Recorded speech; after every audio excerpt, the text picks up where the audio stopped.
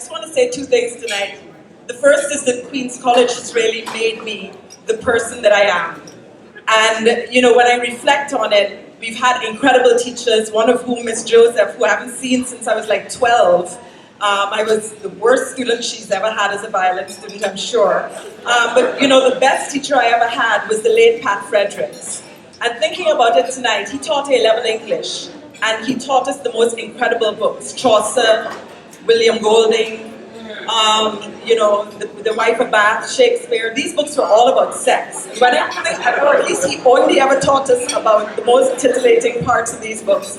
But when I think about it, that really laid the foundation for my career as someone who was profoundly interested in sexual and gender politics. I think my years with Mr. Fredericks and his honing of his craft with us in the class, teaching us material that was way beyond what you probably would be teaching high school students, really sparked my curiosity. And the other thing I want to say is that Queen's College has given me a critical tradition that I'm proud of. There are two parts of Queen's College. There's people who claim that Queen's College students run Guyana now. That's not the Queen's College that I'm a part of.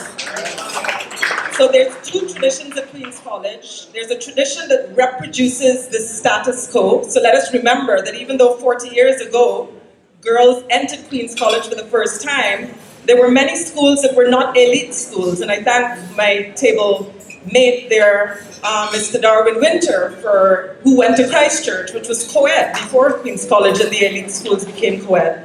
So there's a tradition that reproduces the status quo. And then there's a tradition that speaks back to power. And that's the tradition that brought girls in 1975. It is also the tradition, if you remember, when Mr. Clarence Trotz was transferred 2 years after I went to QC, there were so many students, I was in second form, who took to the hallways, who took to the yards, who protested against a policy that would transfer many of our headmasters and headmistresses at what was a difficult time of Guyana.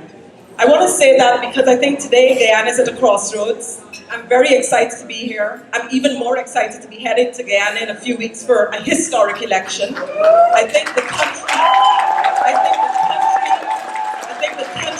is at a crossroads. So this is not about us. It is about the critical tradition that Queen's College taught me as a spoiled middle-class student going in 1978. And it is about the tradition, let us remember, that this is the school that has produced leaders who have given Guyana its problems and its solutions. This is the school that 62 years ago gave us a government of national unity, headed by two former students of that school, Forbes Burnham and Shelley Jacob. The country is at a crossroads today. Whatever the outcome of that election, we have work to continue to do. But let us remember that that's the best tradition of Queen's College, and that's what really we're here to celebrate tonight.